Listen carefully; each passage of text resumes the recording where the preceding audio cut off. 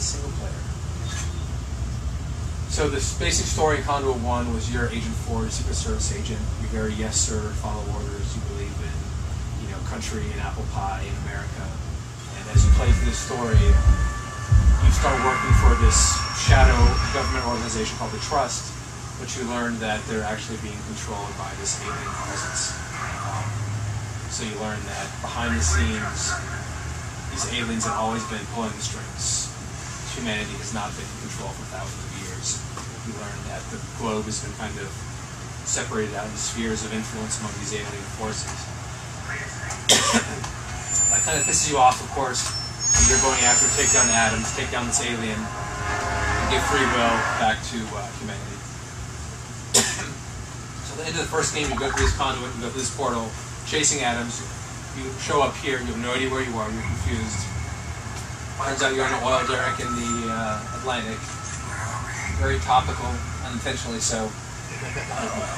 But the idea being that Ford has its derrick in the Bermuda Triangle. He's trying to get down to Atlantis. Atlantis is a crashed alien ship from thousands of years ago that brought them here. Adams is trying to get that down there, so he closed off to the aliens for thousands of years.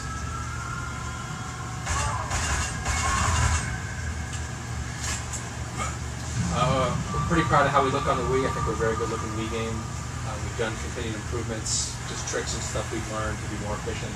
A lot of work on our water shaders, and a lot of the shiny and bump mapping and normal that you don't see a lot in the Wii. So, the basic controls. Everything is customizable and mappable to buttons or motions. Grenade is the flick of the wrist, very accurate. Grenades feel awesome. The B button fires your weapon. Minus reloads. And then the D-pad switches between weapons. Is that a flick of the left wrist? Flick of the left wrist is for your grenades. And then melee is just a quick jab at the screen. Pretty subtle. That is your melee attack. And again, these are all totally customizable, remappable. Okay. Play around. This is our ASC device. They all see eye from the first game. It's kind of like your detective device. You use to scan stuff. We have conspiracy objects around the level. There's you can translate stuff to the ASC, so there's text on the wall written in the alien language that translates it. So it's similar to, it's a detective mode of sorts. It's not related to the core gameplay or the high action stuff. If you care, you can go around the game, find the conspiracy stuff, and a lot of story elements. Similar to a Metroid Prime scan. Exactly. That's a good one. Detective mode in Batman Arkham Asylum 2, different influence. So look away for a second while I do this. This is part of our new system of allowing you to have any weapon in the level. And you're seeing there, we're unloading a weapon, loading a new one in. So I'll get cleaned up for these. There's sprint functionality too, built in the first game, and then iron sights as well. So all weapons now have an alternate fire mode. Simplest being these iron sights. Some of the new alien weapons, there's a lot more advanced stuff with the all fires. Two weapons from the first game, there was a hive cannon which shot kind of these rapid fire insects. The alt fire now shoots this honey glob, we're calling it this projectile rat trap. If you stick a guy with it, they will, I can't talk and shoot apparently. Hey David. If you stick them with it, any projectile you shoot after that will track towards it. There's a TPC launcher which shoots kind of these bouncing grenades. The all-fire makes them sticky grenades, their proximity mines, they stick, and when it gets close, they blow up. A lot of time making the environments feel very alive and full of stuff, so most everything's breakable, which is different from the first game as well. These are all tricks and stuff we've learned from the first game in terms of learning the tech, knowing what the Wii can do, taking full advantage of the hardware. And the flippable cover as well, which I'll show you here. That's all part of the plan on making the environments much more lived in and used by the AI. There was a headshot. I said bang. There's like a 10% chance I'll say something. So. AI we've done a lot of work on too. It's controlled by the weapon they carry as well as the model. Where's that stuff?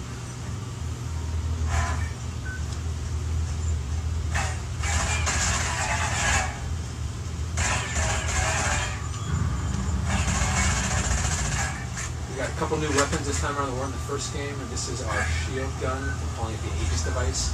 And essentially, the Hellfire, I charge it down and I get a shield in front of me. And you're seeing the bullets collect in front there. I let go, and it shoots them back at the target. Pretty cool here that you're seeing the bullets collect, but you get a shotgun, you get shotgun pellets. They throw a grenade at me, I'll catch the grenade, I can throw that back at them. Rockets I catch, I mean, pretty much anything. There's a max amount of damage it can take before it powers down, but a very cool new weapon that's going on. The multiplayer is especially cool when that requires a different strategy to take a guy out with it. And just shoot him because he's going to catch the bullets. So you got to get in close, try to melee him, try to get around behind him. Really, really cool tool, I think, tactically for multiplayer.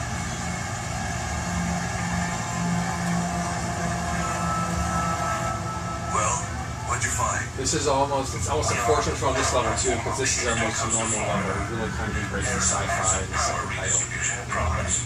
So you go to Atlantis, you go kind of around the world to these fantastic places. This is the level that feels, I think, most like the original Conduit experience. A lot of collectibles, which I mentioned. A lot more in the first game. They were somewhat basic. We just had kind of data logs you could find, which give you more story stuff. Here you have actual conspiracy objects which we model that really add and tell you a lot more story elements. I'm still processing the data. A lot of folks are making environments very dynamic. Definitely just do a lot going on. Flashbang grenade. Here's a good example too of our branching paths too. So I can either go this way through the engineering spaces towards the objective, which is there, or I could head up the stairs here. So we've really spent a lot of time giving the player options throughout the levels. It's not as strictly linear path. You take different paths. You could actually complete this level without ever going through the engineering spaces.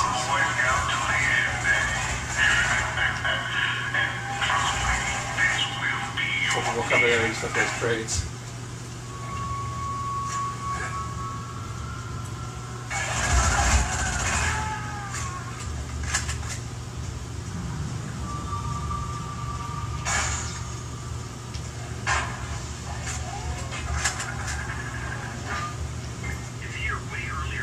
There's a lot more moments, and in Conduit 1 you very much went to a room and the guys were there waiting for you and just opened up to you.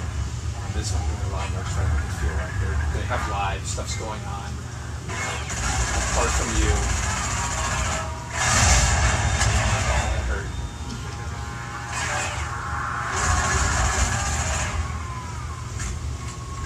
Here's an energy weapon, which is a trust weapon.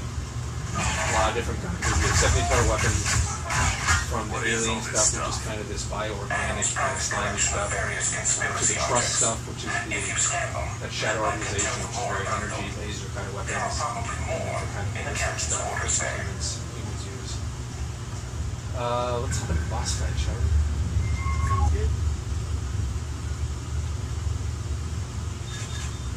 Any questions? There's a lot to the game, so I feel like I'm kind of rushing to kind of power through it, trying to get all the points in.